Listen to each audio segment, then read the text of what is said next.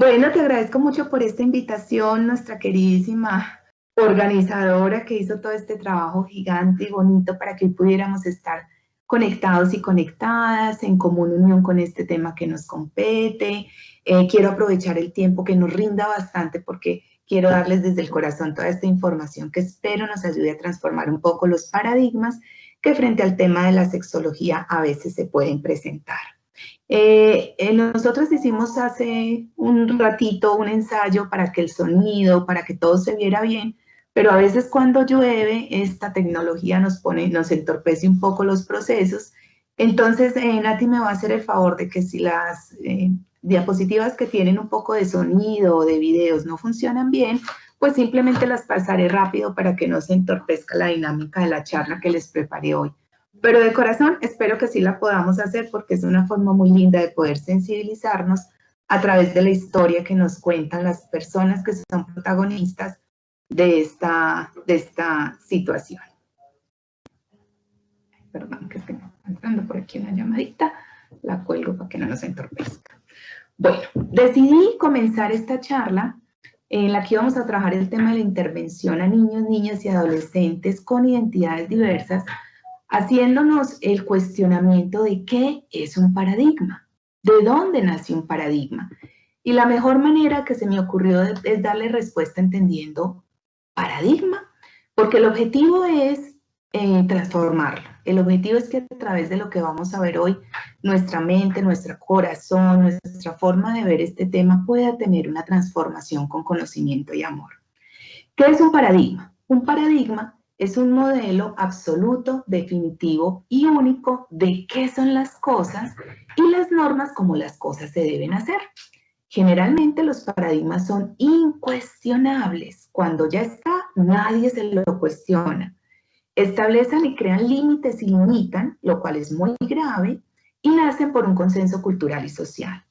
Una característica importante de un paradigma es que detienen la ciencia y no la dejan avanzar en el tiempo. Pueden limitar y atrasar la evolución y la búsqueda de la verdad. Y finalmente, son características, comportamientos o pensamientos que dan estatus. Por lo tanto, cambiarlos a veces amenazan el estilo de vida de las personas. Y eso es lo que dificulta que nos demos el permiso a reconocer que no tenemos un conocimiento o que estamos equivocados. Porque en general, cuando nos damos el permiso de transformar un paradigma, entonces tenemos que entender y reconocer que tenemos desconocimiento. Lo más importante de los paradigmas es entender que pueden cambiar, y esa es la invitación el día de hoy. ¿De dónde nace un paradigma? Bueno, creo que este videito a continuación nos puede dar un claro ejemplo de cómo a veces hay que ver para creer o vivir para poder entender. ¿Cocodrilo o tronco? ¿Quién va a convencer a quién?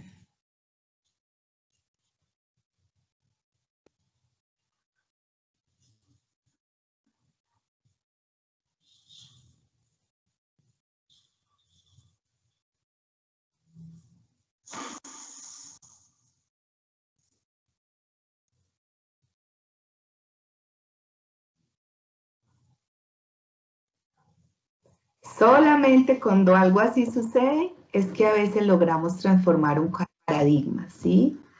A veces nos convencemos cuando vemos, y mi invitación el día de hoy es que entendamos que hay que aprender a ver para poder creer, no solamente y creer para poder empezar a ver las cosas. Hagamos un recorrido histórico acerca de estos temas que toda la vida nos han acompañado y que se convierten en paradigmas. En los siglos IX y X, los textos aristotélicos eran aquellos que tenían la verdad absoluta. Se llamaba la época del florecimiento del conocimiento y los conocimientos eran guardados en monasterios cristianos. Todo lo que allí estaba escrito era una verdad absoluta.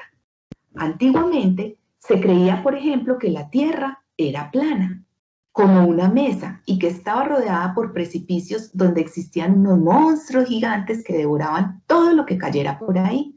Evidentemente, con el paso de los años se demostró que esto no era así. Sin embargo, es un paradigma que para algunas personas sigue siendo difícil de entender. Miren aquí lo que les comparto. En noviembre del 2017 se realizó el primer congreso sobre la defensoría de que la Tierra es plana. Es decir, aún hoy, y a pesar de lo que la ciencia nos ha demostrado, siguen habiendo personas que consideran que la Tierra definitivamente es plana. Cristóbal Colón deseaba viajar alrededor de la Tierra, pero sus compañeros cartógrafos, por no reconocer que tenían desconocimiento, se burlaban de él y descalificaban su deseo. Solamente hasta que la reina decidió apoyarlo y pudo emprender el viaje, fue cuando pudo hacer el descubrimiento que hizo de las Américas. Más adelante, Galileo Galilei, estamos hablando ya del siglo XVI, empieza a decir que lo primero es que hay que experimentar las cosas para saber si en realidad son verdaderas y no creer solamente lo que está escrito en los textos. Armó un telescopio y se dio cuenta de las irregularidades del sistema celestial. Pero como en los textos aristotélicos se decía que el cielo era perfecto, entonces las personas preferían no verlo porque ya sabían que el sistema era perfecto y no necesitaban verlo con sus propios ojos. Anton van Leeuwenhoek descubrió o diseñó el primer microscopio para ver protozoarios y espermatozoides. Durante muchos años, la Sociedad Científica Londinense dijo que los microorganismos no existían y descalificaron su conocimiento. 40 años después, empezaron a creer en lo que nos estaba compartiendo. Isaac Newton habló acerca de que los planetas se movían alrededor del Sol, 420 años después de creer que eran todos los planetas los que se movían alrededor de la Tierra. Y solo hasta entonces empezaron a cambiarse las versiones aristotélicas y se construyeron otras medidas que evolucionaron nuestro pensamiento y nuestra sociedad 420 años después. En los años de 1800, Louis Pasteur habló sobre las bacterias y nos dijo que las bacterias causaban infecciones mortales y que era falso lo de la generación espontánea. La Sociedad Científica de París descalificó completamente sus descubrimientos y muchísimos años después empezaron a creer en él. Empezamos a esterilizar los instrumentos quirúrgicos y los médicos empezamos a lavarnos las manos para evitar las famosas muertes de tantas mujeres que al dar a luz fallecían por infecciones, por el único y real motivo de que no nos lavábamos las manos para atender los partos. Miren este dato tan curioso. La doctora Barbara McClinton, en 1983, postuló que los genes de las células no son estáticos, sino que se transfieren en los cromosomas. A ella la descalificaron, se rieron de ella y la llamaron la doctora de los genes saltarines. Admitieron su teoría 30 años después de haberla postulado. Esto es lo que pasa con un paradigma. Cuando ya nos creemos algo, no nos damos el permiso de resignificarlo. Y esto es lo que ocurre definitivamente con los paradigmas relacionados con las diversidades sexuales, que también tienen muchos paradigmas y tienen mucha historia. Por ejemplo, a nivel de las diversidades sexuales, encontramos que en el siglo XVI, en América, la homosexualidad y la transexualidad estaban integradas a la vida social de las culturas. No eran enfermedades y eran variantes de la vida. Aquí tenemos unas lindísimas fotografías de mujeres trans de las Amazonas y en esta comunidad indígena en Colombia, ellas pueden expresar su sexualidad sin miedo ni temor. En el siglo XV llegan los conquistadores. Comienza lo que llamamos la dominación económica político-religiosa y comienza el binarismo del sexo, el cual pasó a ser sexo, ley. Empezamos a decir que lo normal, lo bueno y lo sano eran ciertas características, restando la importancia a otras tantas. Los comportamientos sexuales fueron considerados en ese entonces pecado, crímenes y circunstancias que deberían ser castigadas incluso con la muerte. ¿Qué consecuencias generó que tuviéramos este pensamiento? que una realidad que no es binaria fue redefinida por una ideología binarista. Empezamos a determinar que lo normal, lo sano y lo bueno era ser mujer o ser hombre, ser masculino o ser femenino, sentirnos hombre o sentirnos mujer o ser heterosexuales. Y el resto de comportamientos sexuales fueron considerados anormales. Se ubicó a la homosexualidad y a la transexualidad en un esquema de pecado y de sodomía.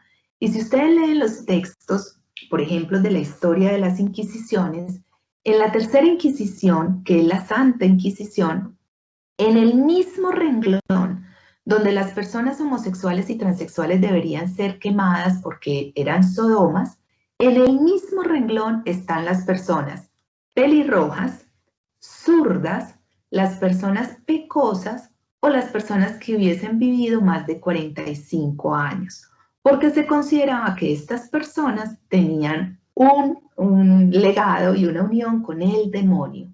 Entonces miren cómo, afortunadamente con el paso de los años, ya ni las personas pecosas, porque si no yo sería entonces quemadita en la hoguera, ni las pecosas, ni las zurdas, ni las pelirrojas, ni las personas mayores de 45 años son consideradas enfermedad o pecado. ¿Por qué entonces seguimos considerando a las personas homosexuales y transexuales como tal? Otra de las consecuencias es que se consideró a la sexualidad placentera y no reproductiva contra natura y contra la sociedad. Y en ese entonces la sexualidad fue criminalizada y castigada incluso con pena de muerte. Por todos los estados, la religión, la cultura, la sociedad, la educación, la salud y la ciencia, moldeándose un discurso de normalidad en la identidad y en la preferencia genérica de las personas. Solamente hasta el siglo XVIII y XIX es cuando la medicina se mete en un tema que había sido específicamente social y religioso y dice que tanto las identidades diversas como las preferencias genéricas no son pecado, pero sí son enfermedades. Uy, el alivio que sintieron muchas personas cuando les dijeron, no eres un castigo de Dios, no eres una enfermedad, simplemente eres un pecado. Para muchas personas eso fue un alivio cuando le decían, no, no eres un pecado, eres una enfermedad y como enfermedad te vamos a tratar. Sin embargo, fue muy brusco y fue muy grave porque fue ofrecerles una enfermedad que no tenía tratamiento. Sin embargo, hubo ciertas excepciones. Tenemos a Havelock Ellis, que defendió la terminología homosexual sin patologizarla, simplemente describió el fenómeno de la atracción hacia personas del mismo género o sexo sin considerarlas una patología. Y tenemos también al doctor Magnus Hirschfeld, quien habló del famoso tercer sexo al hablar de las personas con identidades diversas.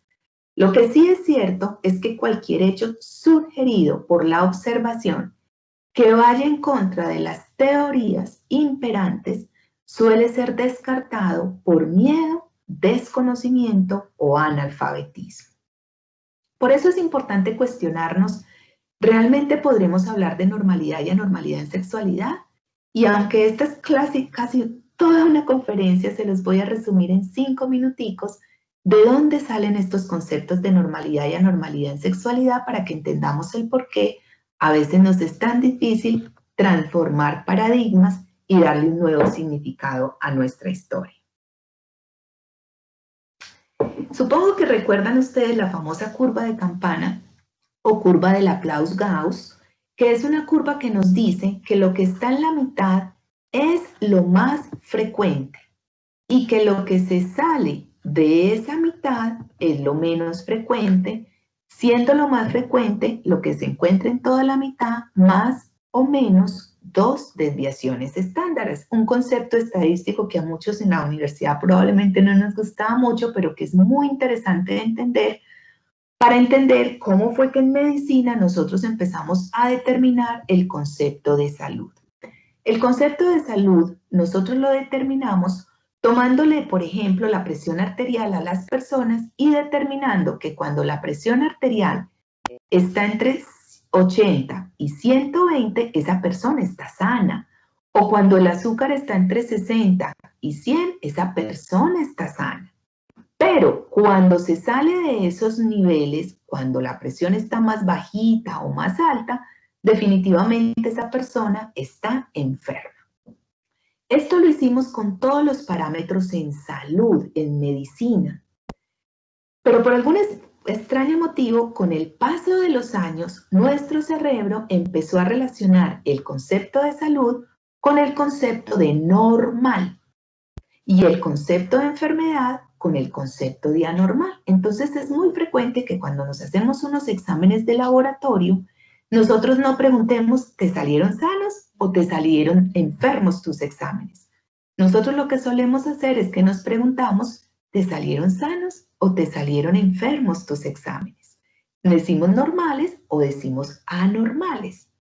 Con el paso del tiempo, estos conceptos de salud y normalidad empezaron a relacionarse con un concepto moral que es el concepto de bueno. Entonces miren que cuando nos hacemos unos exámenes uno no dice, ¿te salieron sanos? Uno lo que pregunta es, ¿te salieron buenos? Si la persona dice, mis exámenes me salieron buenos, entonces uno supone que la persona está sana. Pero si los exámenes salen fuera del rango, entonces uno supone que los exámenes están malos y por lo tanto hace la relación de que la persona está enferma. ¿Por qué me es tan importante, a pesar de que nos vamos a dedicar a hablar de la intervención terapéutica de niños, niñas y adolescentes en el tema de diversidades sexuales, hablarles de esto? Porque nosotros necesitamos empezar a romper este esquema, a romper este paradigma, a quitar de nuestro lenguaje las palabras sano o enfermo, normal y anormal, bueno o malo, en función de la frecuencia. Porque se supone que hasta aquí iba muy bien, hasta que a alguien se le ocurre utilizar este mismo esquema para hablar de comportamientos. Y cuando empezó a hablar de comportamientos, entonces cogió esta misma gráfica y dijo, levanten las manos las personas que han tenido sexo anal. Levanten la mano las personas que se masturban. Levanten la mano las personas que tienen una identidad diversa. Como nadie levantó la mano por miedo, por temor, por desconocimiento, por prejuicio, así lo hubieran hecho, entonces inmediatamente se consideró que lo sano, lo normal y lo bueno es no masturbarse, es no tener sexo anal, es no ser una persona diversa. Alguien por allá se animó y dijo yo, como fuiste el único, inmediatamente esa persona es tachada de enferma, anormal y mala.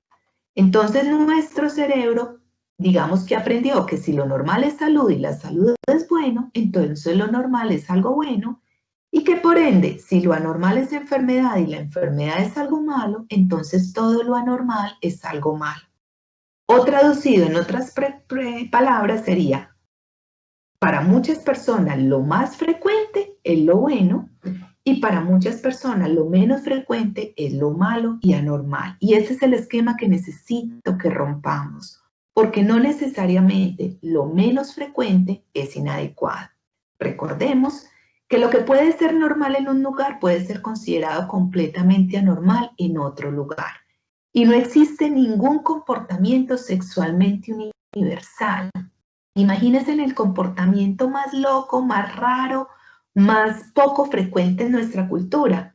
Hay culturas donde es frecuente, por ejemplo, hay culturas africanas donde cuando se muere una mujer joven virgen sin haber tenido relaciones sexuales, los jóvenes de la tribu tienen relaciones sexuales con el cadáver de esta joven para que su alma no sufra, para que su alma no pene, para que su alma pueda ser libre. Si nosotros llegamos a esa cultura con nuestro discurso acerca de que la necrofilia es una enfermedad, un pecado, un comportamiento anormal, pues nos van a echar de esa cultura porque para ellos no lo es. Entonces no estoy justificando el comportamiento, sino que quiero que entendamos que no hay un solo comportamiento que a nivel universal pudiera ser considerado como normal, bueno o sano.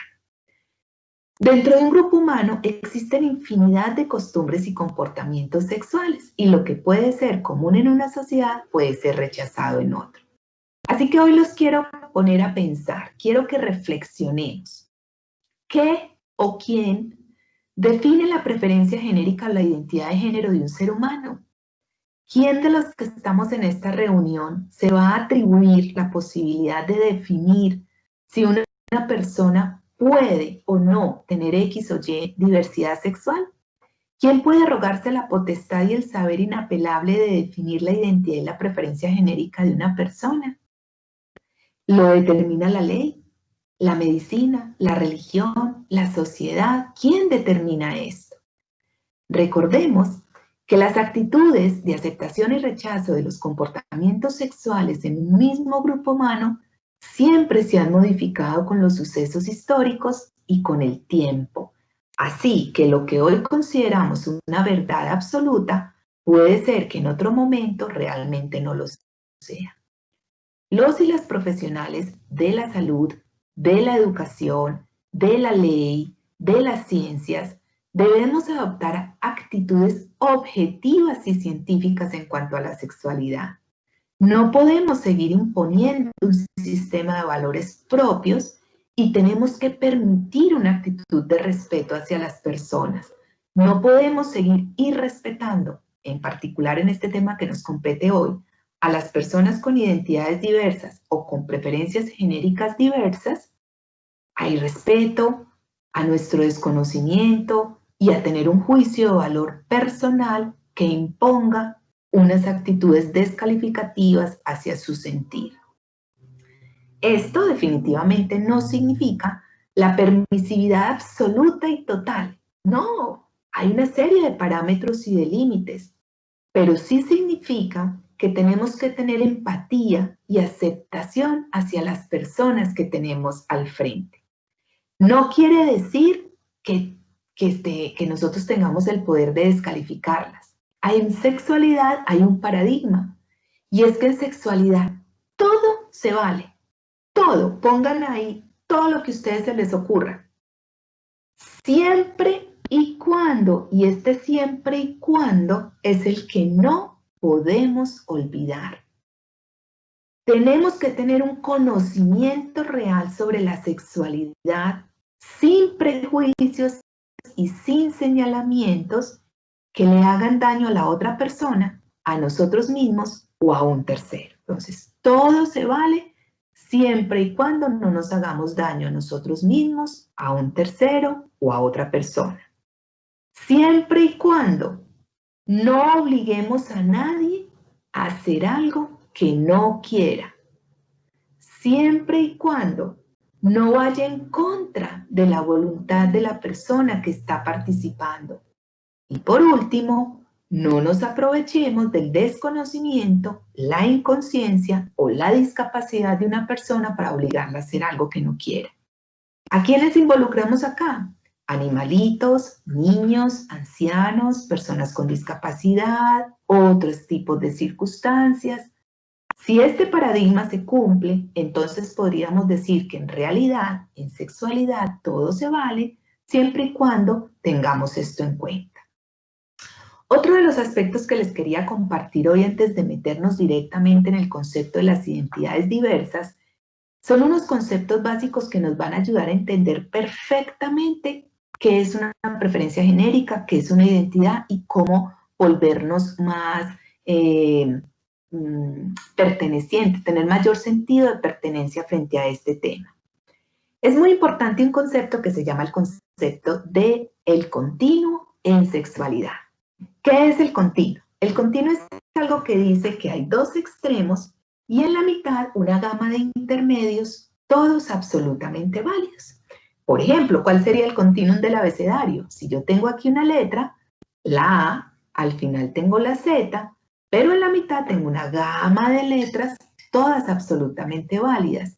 Cuando nosotros vemos la vida como un continuo y no la vemos como una polaridad, no la vemos como un binarismo, entonces no solamente vamos a ver los extremos, sino que vamos a ver las gamas de intermedios que están en el medio. Podríamos hacer también el continuo entre dos colores, el color negro y el color blanco. Si yo tengo aquí el negro y el blanco, en la mitad tendría el color gris. Y si yo a ese gris le echo más negrito, va a ser más oscurito. Y si yo a ese gris le echo más blanquito, va a ser más clarito y este sería el continuo entre dos colores que serían el negro y el blanco. Lo mismo podríamos hacer con el continuo relacionado con el hombre y la mujer. Por ejemplo, al hablar de las características del sexo, pues en un lugar tengo una mujer, en el otro extremo tengo un hombre, pero no quiere decir que sea lo único que existe. En la mitad tengo una gama de intermedios, todos absolutamente válidos, tan válidos que debemos introyectarlos en nuestra vida y en nuestra cultura como opciones de vida, como condiciones de vida.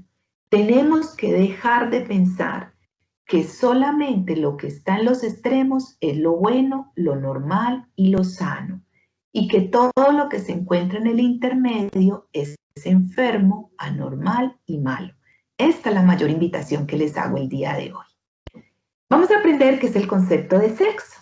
El sexo son las características físicas, biológicas, genéticas que colocan a los individuos en algún punto de un continuo, como lo veíamos anteriormente, que nos colocan entre el continuo de ser una mujer biológica o ser un hombre biológico, y que en esta posibilidad, al estar en cualquier punto de este continuo, podemos tener unas características físicas de nuestros órganos sexuales. En los extremos tenemos individuos reproductivamente complementarios. ¿Qué es importante con respecto a esta definición del sexo? Que el sexo tiene 7 dimensiones. El sexo no es solamente el 1% de nuestro cuerpo, que es lo que se ve entre nuestras piernas. Eso que se ve entre nuestras piernas es una de las dimensiones del sexo, pero existen 7 dimensiones. La primera dimensión se llama la dimensión cromosómica, que está dada por los cromosomas. Entonces, cuando la combinación cromosómica es XX, el resultado va a ser una mujer, que desde algunas escuelas se le llama hembra. En nuestra cultura es poco frecuente que al hablar del sexo de una persona la llamemos como hembra o como macho, pero por ejemplo es frecuente que se utilice en países como Venezuela. Si la combinación cromosómica es XY, entonces el resultado va a ser un sexo de hombre, pero no es lo único que existe. En la mitad hay un punto, una gran cantidad de posibilidades que nos colocan en un extremo u otro, en la mitad o al ladito, que serían las personas intersexuales. Dependiendo la combinación cromosómica que se dé, habrán ciertas variedades en las características del sexo de esta persona. Y estas también son válidas, también son personas con todas sus potencialidades y capacidades. Desde la sociología se le llaman a estas características intersexualidades, desde la medicina aún se le llaman hermafroditismos o síndrome de Turner, de Klinefelter, síndrome de Morris, en fin, pero lo que les quiero traer hoy a colación es que el sexo cromosómico no es solamente ser hombre o mujer, sino que también el sexo cromosómico incluye todas las intersexualidades. La segunda dimensión del sexo es el sexo génico, que es el que está dado por los genes. Dependiendo la combinación de genes que tengamos y la característica de ellos, vamos a tener cierta característica en nuestro cuerpo. La forma del cabello, el color de la piel, la textura, la salida de vello corporal en determinadas partes del cuerpo, el tamaño de las mamas, la distribución de la grasa, el tono de la voz. Todo esto está dado por la segunda dimensión, que es el sexo génico. La tercera dimensión se llama la dimensión gonadal. ¿Qué es la dimensión gonadal? Es la que está dada por las gónadas. ¿Cuáles son las gónadas en la mujer? Los ovarios. ¿Cuáles son las gónadas en el hombre? Los testículos. Entonces, vamos a empezar a darnos cuenta que hay personas que su sexo cromosómico es XX, pero a la hora de mirar la parte de los órganos sexuales gonadales, tiene testículos, aunque sus cromosomas sean de mujer, sus gónadas son de hombres. Hay personas que aunque tienen combinación cromosómica XY, sus gónadas son de mujer. Eso puede pasar. Entonces, quiero que aprendamos que no podemos determinar el sexo de una persona solamente por las características que tiene entre sus piernas. ¿Cuál es la cuarta dimensión? La dimensión hormonal, que es la que está dada por las hormonas. Las mujeres producimos estrógenos y progesterona, pero también tenemos una carguita de testosterona, y los hombres producen testosterona, pero también tienen una carguita de estrógenos. Dependiendo las hormonas que tengamos, ese será nuestro sexo hormonal. Hay mujeres que producen mucha testosterona y hay hombres biológicos que producen muchos estrógenos. Entonces puede ser que mi sexo cromosómico sea de hombre, mi sexo génico sea de hombre, mi sexo gonadal sea de mujer y produzca muchos estrógenos. Entonces miren todas las posibilidades que se pueden dar. Tenemos también otra dimensión que es la que tiene que ver con los órganos sexuales internos, las características que tengan nuestros órganos sexuales internos, útero, vagina, clítoris, y las características que tengan los órganos sexuales internos del hombre, que tenga próstata, vesículas seminales, glándulas de Cooper, conductos, etc. Hay otra dimensión que tiene que ver con los órganos sexuales externos. Quiere decir que la mujer tiene vulva con todos sus órganos conformados y el hombre tiene pene y testículos con todos sus órganos conformados. Hay personas que tienen combinaciones cromosómicas XXY y entonces le va a variar las características que tengan sus órganos sexuales externos.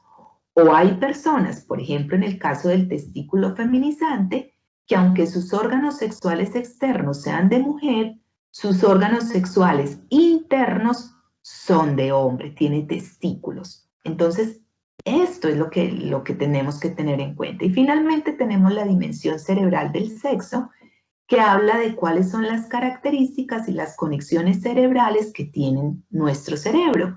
Se dice que la mujer es más generalizadora y el hombre es más focalizador.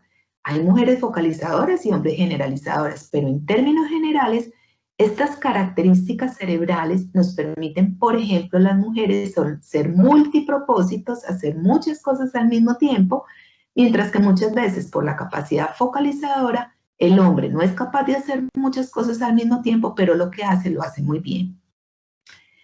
En resumen, lo que les quiero decir con esto es que no podemos determinar que el sexo de una persona está solamente por las características de sus órganos sexuales externos y que es muy importante que nos empecemos a cuestionar cuando en un documento de identidad o cuando en un cuestionario preguntamos por el sexo de una persona. Realmente, ¿qué es lo que queremos saber? Queremos saber si se siente hombre o mujer, queremos saber qué tiene entre sus piernas, queremos saber si su forma de pensar es masculina o femenina, queremos saber cómo se comporta. Es decir, entendamos que ya está mandado a recoger que preguntemos en un cuestionario sexo si no estamos siendo claros en qué es lo que realmente queremos saber de esa persona. Pasemos a otro concepto que es muy interesante, que es el concepto del género. El género ya es una construcción social, es lo que la sociedad dice que yo debería de hacer en función del sexo al que pertenezco.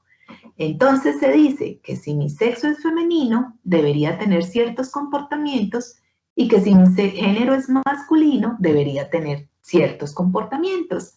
La realidad es que no solamente existe lo masculino y lo femenino, también hay un continuum del género en donde podemos tener personas agénero, personas bigénero, personas con nuevas masculinidades y nuevas feminidades y personas con género fluido que no necesariamente se ubican en uno u otro extremo y que están absolutamente válidas.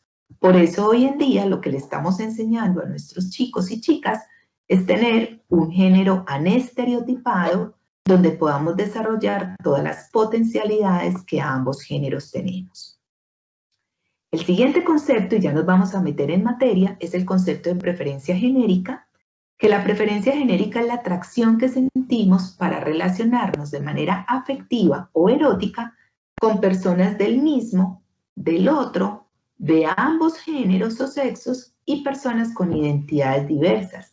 Incluso ese tipo de preferencia o de atracción puede ser solamente afectiva y romántica o puede ser solamente erótica e incluso podemos tomar la decisión de no vincularnos afectiva y eróticamente con nadie, y esta también es una preferencia genérica, como lo vamos a ver más adelante. La identidad sexogenérica o la identidad sexual es un concepto distinto. Es la percepción íntima, subjetiva, de sentirme hombre, sentirme mujer, sentirme hombre o mujer, o incluso no sentirme ni hombre ni mujer.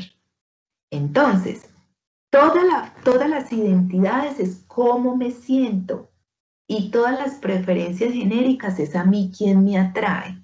La preferencia genérica, para que no se me vayan a confundir, también es conocida como orientación sexual. Sepárenme en esos conceptos porque son conceptos muy distintos. Hay personas que consultan por orientaciones o preferencias genéricas diversas y hay personas que consultan por identidades diversas, como lo vamos a aprender en la tarde de hoy. Pero no me podía ir al hablar de conceptos, dejar de hablar de conceptos básicos sin dar la definición de sexualidad. ¿Qué es la sexualidad? Es un sistema de conductas y comportamientos de fuente instintiva e intelectiva. Ojo con esto porque la gente cree que la sexualidad es muy instintiva, pero en realidad tiene un componente intelectivo importante. Eso se llama el desarrollo de la inteligencia erótica.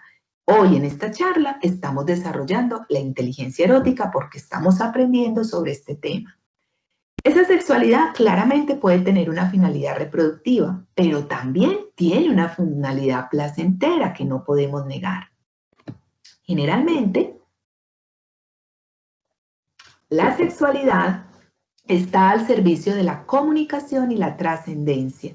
Se descarga en un objeto sexual o en una persona sexual, puede ser a través del coito, la masturbación o alguno de sus sustitutos, y está condicionada por la expresión, las pautas culturales y morales de cada época y de cada lugar. La sexualidad es todo aquello que los seres humanos somos, sentimos y hacemos en función del sexo y el género y la identidad a la que pertenecemos. La sexualidad tiene varias dimensiones: la biológica, la social, la psicológica, la espiritual, la trascendental. Es una de las ciencias que agrupa casi todas las áreas del saber y cada una de estas áreas tiene algo para aportarle a nuestra sexualidad. Así como aprendimos qué es el sexo, el género, la identidad, la preferencia genérica y la sexualidad, también es importante entender que hoy en día el concepto de transfobia y homofobia ha cambiado, porque hoy en día la transfobia y la homofobia son consideradas aversiones, miedos, rechazos irracionales y desproporcionados hacia personas trans o hacia personas con preferencias genéricas u orientaciones sexuales diversas, dada por ignorancia, prejuicios, miedos e inseguridades que son internalizadas por la persona. Es decir, que la transfobia y la homofobia es algo que se aprende y es algo que hoy en día, de acuerdo a los manuales de enfermedades diagnósticas, requieren tratamiento. Ni la preferencia genérica ni la identidad son consideradas hoy patologías, pero la transfobia y la homofobia sí lo son. Vamos entonces a profundizar en esta hora que nos falta sobre el tema de preferencias genéricas y sobre el tema de identidades diversas.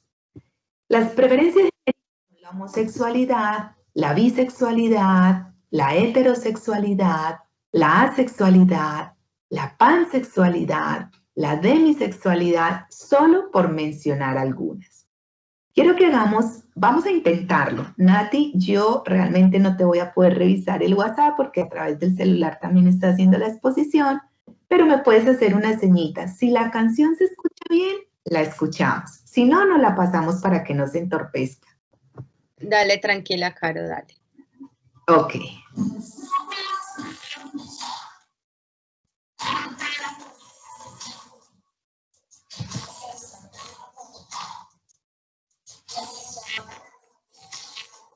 Se escucha extraña. Ay, qué pena, la voy a parar porque no te escucho. Dime, ¿sí se escucha o no se escucha? No se escucha muy bien, la verdad. No, es mejor compartir el link si lo tienes. Ah, bueno, entonces se los mando después, me voy a saltar ese pedacito porque lo que me interesa realmente es que veamos la parte informativa y después se los comparto para que lo puedan disfrutar a gusto allá en la casita, ¿les parece? Yo se los monto en mi canal de YouTube para que lo puedan buscar. Listo, Sí, Carita. parece ser que está con cierto nivel de retraso la presentación con respecto pues al sonido y no valdría la pena. Bueno, pero vamos a hacer la definición de qué es preferencia genérica.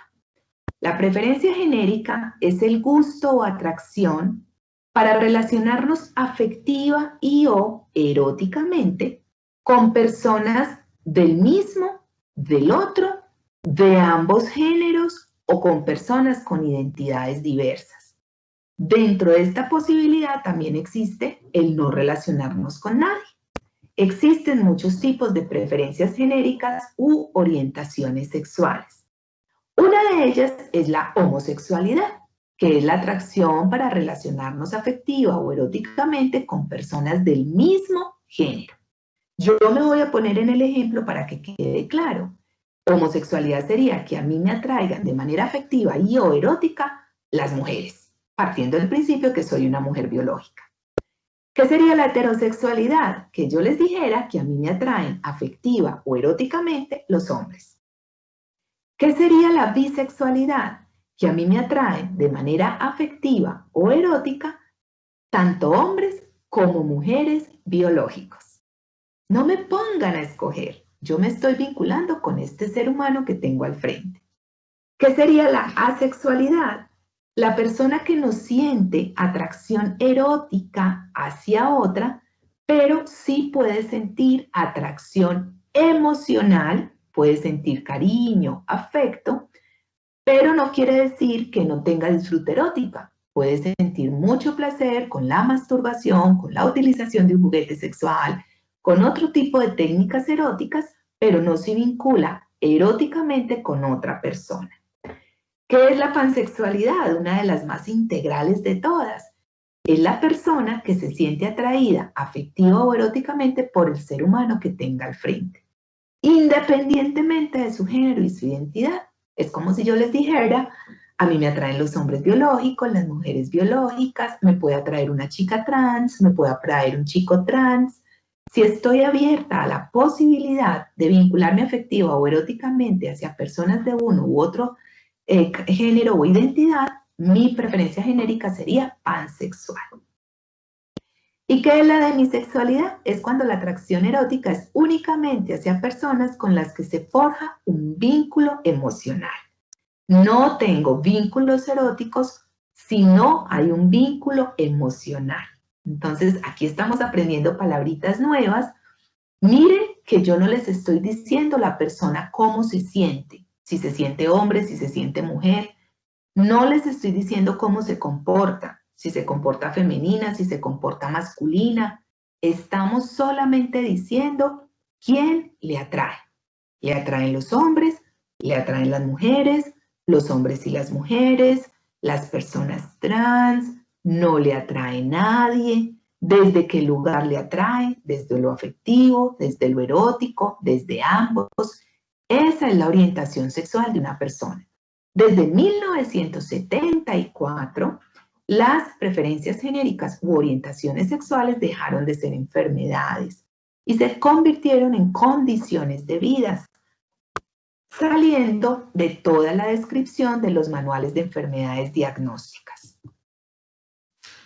Y viene aquí un cuestionamiento muy interesante y es cómo a través de la historia se ha venido cuestionando la capacidad de una persona por ejercer su paternidad o su maternidad en función a su preferencia genérica. Es decir, pareciera ser que si yo como mujer no me vinculo eróticamente con un hombre, en ese instante mi condición y mi capacidad de ser padre o madre inmediatamente queda cuestionada. ¿No les parece que eso es un poco ilógico? Realmente, independientemente de a mí quién me atraiga, probablemente podré ser una muy buena o una muy mala madre.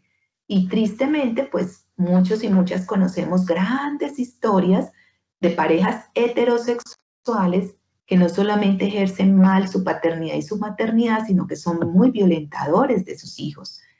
No sé por qué empezamos a cuestionar esto y con todo respeto les digo, en ningún momento voy a poner esta lámina con el ánimo de herir susceptibilidades, pero creo que tenemos una excelente muestra de que un personaje que admiramos mucho a lo largo de la historia, a Jesús, que creo que tuvo dos excelentes papás, José y Dios.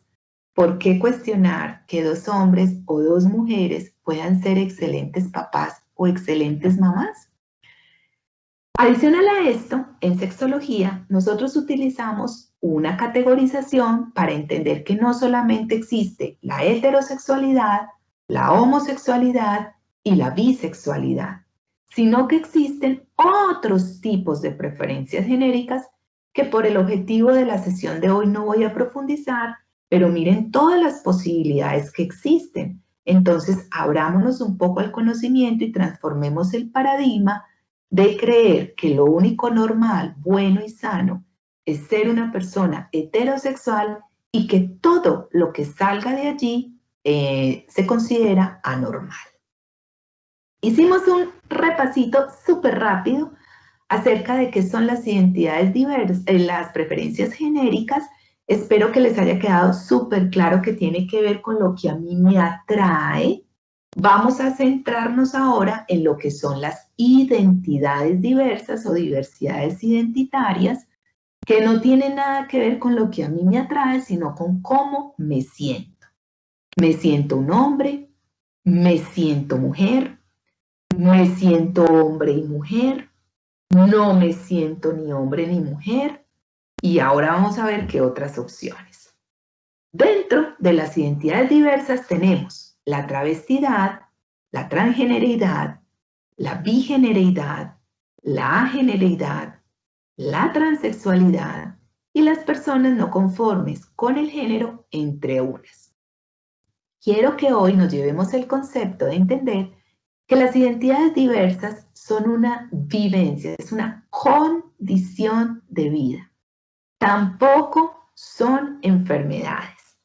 Si bien es cierto, las identidades diversas todavía aparecen en los manuales de enfermedades psiquiátricas, no se consideran una enfermedad como tal, sino que se consideran una condición de vida en la que la persona, por su condición de vida, requiere de un acompañamiento médico o psiquiátrico para mejorar la calidad de vida que, de acuerdo a lo que estás viviendo, está teniendo. Entonces, definitivamente no es una enfermedad. Es una circunstancia en la que la persona tiene un rol de género, una forma de comportarse, entre comillas, no concordante con la identidad, el género y el sexo de la persona. Y pongo entre comillas porque es para entender el concepto. Porque para ellos sí está concordante. Este es mi cuerpo, este es mi género, esta es mi identidad. Pero lo que nosotros nos han enseñado es que si yo soy un hombre y me siento hombre y me comporto como hombre, tengo concordante mi género, mi sexo y mi identidad. Una persona con una identidad diversa puede decir, mi sexo es de mujer, mi género es femenino, pero yo me siento hombre y me quiero ver como un hombre. Esto es lo que vamos a revisar a continuación. Aprendamos estas palabritas que es posible que empiecen ustedes a escuchar en algunos lugares. Tenemos la palabra cisgénero. ¿Qué es una persona cisgénero? Es una persona que tiene, entre comillas, una congruencia entre su sexo, su género y su identidad. Las características que tiene en su pene, en sus hormonas, en su cerebro, en sus cromosomas, en sus genes, son concordantes con lo que la sociedad le enseñó. Y que la mujer que tiene las 7 dimensiones del sexo relacionadas con ser mujer, asume o aprende a comportarse de acuerdo a lo que la sociedad le enseñó. Dicho en otras palabras, si tú eres una mujer biológica, que te sientes mujer y te comportas como mujer, eres una persona cisgénero.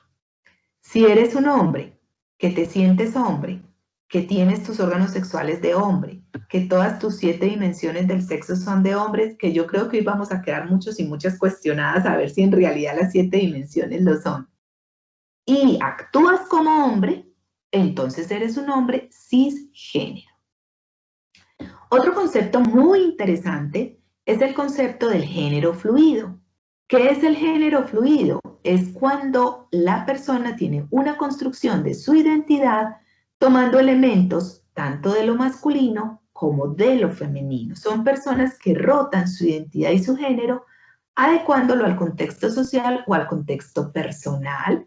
Aquí tenemos una imagen muy bonita y muy gráfica de un gran artista y creador de diseño que toda su ropa y toda su creación artística como diseñador de ropa es relacionada con género fluido. Entonces, toda su ropa tiene elementos para los hombres de la construcción femenina y para las mujeres de la construcción masculina. Este es un concepto, el que vamos a revisar a continuación, el concepto de disforia de género, muy asustador para muchas personas. Muchas personas odian esta palabra, sobre todo muchas personas con identidades diversas, pero vamos a desatanizarla un poco. No es una palabra que a mi modo de ver tengamos que satanizar ni a la que le tengamos que tener miedo. Si la analizamos en su definición técnica, la palabra disforia de género es cuando una persona tiene sentimientos desagradables, depresión, ansiedad, angustia, tristeza, miedo, pánico, terror, con el estado general de disgusto, intranquilidad, depresión que sufren las personas trans por tener esta discordancia. Entonces, ¿qué es una disforia de género? Cuando una persona se mira al espejo y ve algo que no le gusta, con lo que se siente súper mal, que le genera todos estos sentimientos, eso sería una persona con disforia de género. Pero si un chico o una chica trans se mira al espejo y se siente bien con lo que ve, no se siente a disgusto con los cambios físicos, hormonales y quirúrgicos que ha logrado tener, entonces ya no va a tener disforia de género, sino que va a estar en euforia de género. Disforia es me siento mal con. Euforia es me siento bien con. Entonces el objetivo terapéutico de muchas chicas y chicas con identidades diversas, también conocidas como personas trans, es llevar a la persona de disforia a euforia de género. Entendamos que la disforia se siente en muchos casos desde la primera infancia. Tengo un grupo de apoyo para quienes no lo conozcan, que se llama Transeres, que es un grupo de acompañamiento integral a chicos y chicas con identidades diversas. Y de los 205 chicos y chicas que en este momento hacen parte del grupo, el 95% asumen que tienen esta identidad cruzada desde los 4 añitos. Los 4 años. La gran mayoría logran expresar lo que sienten en la adolescencia. Desafortunadamente, hay muchos chicos y chicas del grupo, podríamos decir que más o menos el 25%, que empezaron a hacer su cambio y su tránsito después de los 40 años. Pero la gran mayoría de los chicos y chicas, desde los 4 añitos hasta la adolescencia, es cuando se dan cuenta de que algo pasa. Sin embargo, la sociedad no alcanza a dimensionar el daño que implica sentirse fuera de esa normalidad, lo cual sienten todos los días las personas transgénero, transexuales y no conformes con el género. Por lo tanto, es fundamental despatologizar tanto las diversidades sexuales como las preferencias genéricas y entender la identidad como una forma de autopercepción, es lo que la persona siente. ¿Quién de nosotros se atrevería a cuestionar lo que la persona que está al lado está sintiendo, si es el que está al lado el que lo está sintiendo? Ahora, también es importante entender que puede o no incluir la modificación del cuerpo. No todas las personas con identidades diversas modifican su cuerpo, porque entonces estaríamos poniendo al cuerpo como un rehén atado a una normativa social determinada biológicamente. ¿Qué quiere decir esto?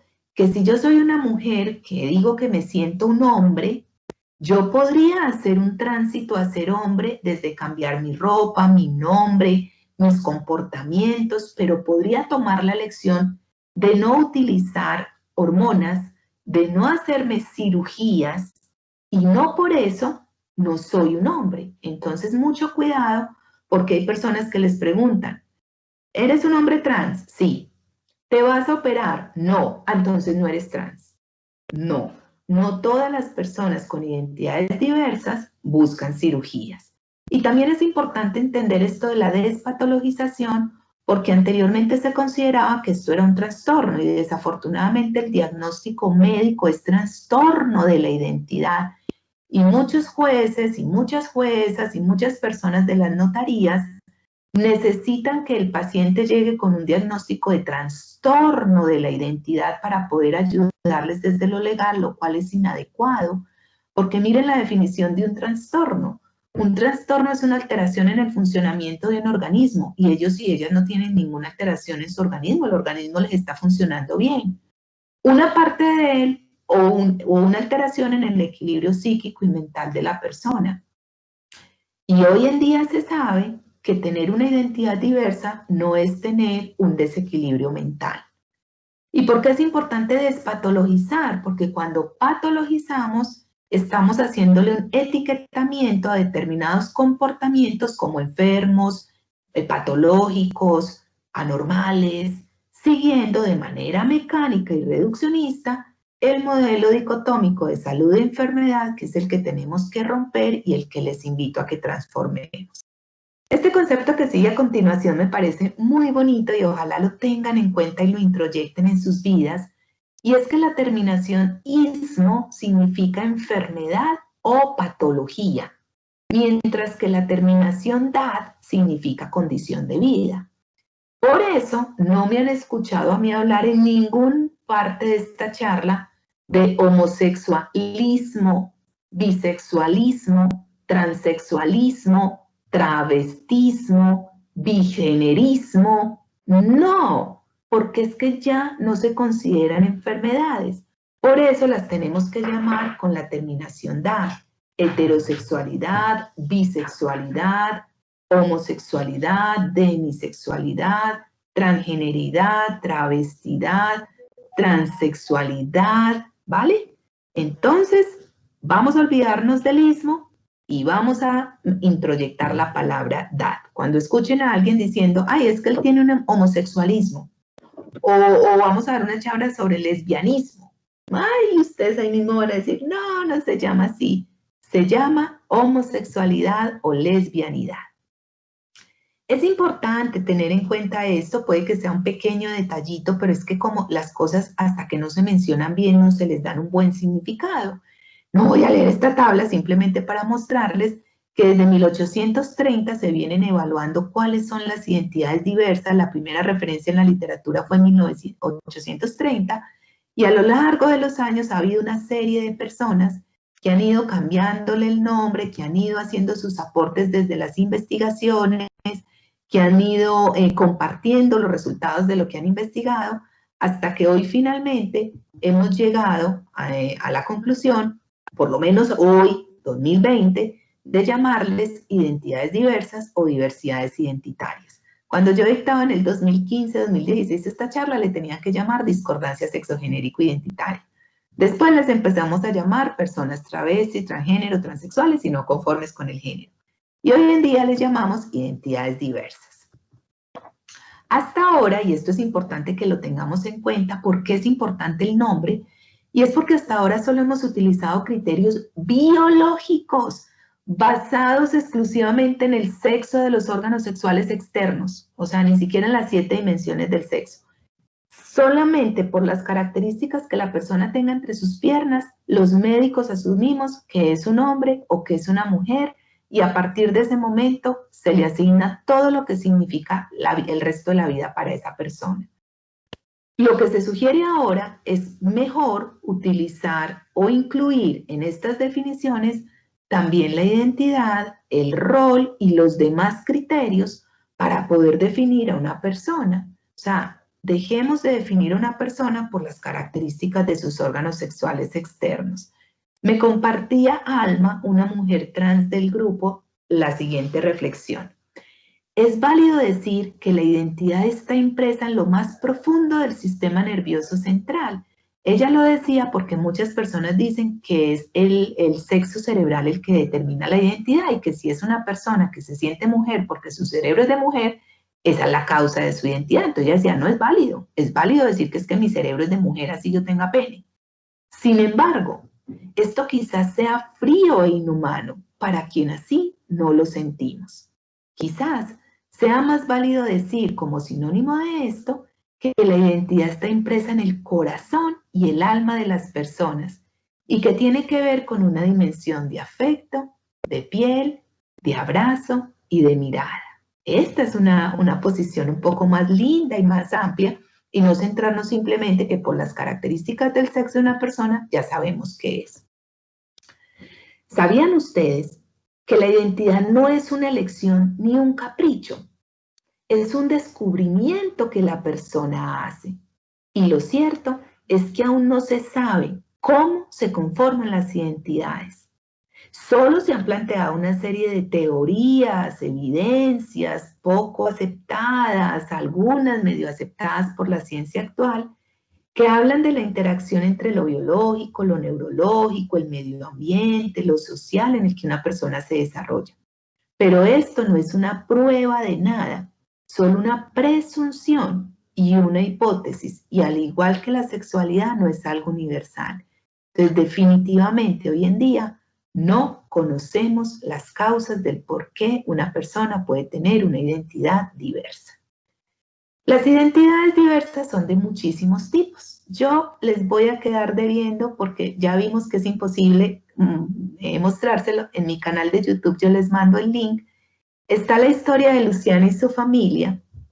Lucianita es una de las niñas trans del grupo. Lucianita llega a Transeres cuando tenía 7 añitos y ya pues logramos con ella, con su familia hacer un proceso. Ya en este momento es una adolescente de 13 años que hizo su primera comunión como niña trans. La primera niña trans en Colombia en hacer su primera comunión como niña trans. Está con su hermanito Emanuel, ellos son mellizos, los dos hicieron la primera comunión junta y es una historia muy linda que nos ayuda a entender la importancia que tiene el acompañamiento familiar en estos temas, pero también la importancia que tiene que desde lo legal, desde lo médico, desde lo educativo y desde lo social haya un acompañamiento integral. Lamento mucho que por temas de internet o de redes no se los pueda mostrar hoy, pero me comprometo ahorita a ponerles los links para que exploren estos videos, tanto este de Luciana como más adelante el de Marianita, que es otra de las niñas trans del grupo. Las identidades diversas son múltiples, existe un continuo de las identidades diversas, tenemos la travestidad parcial, miren que ya no se dice travestismo, travestidad parcial, travestidad total, ageneridad, bigeneridad, transgeneridad, transexualidad, son muchos tipos de identidades diversas. ¿Por qué es importante para la sexología hacer esta clasificación? No para hacer señalamientos, sino porque cada una de estas identidades tiene un acompañamiento diferente.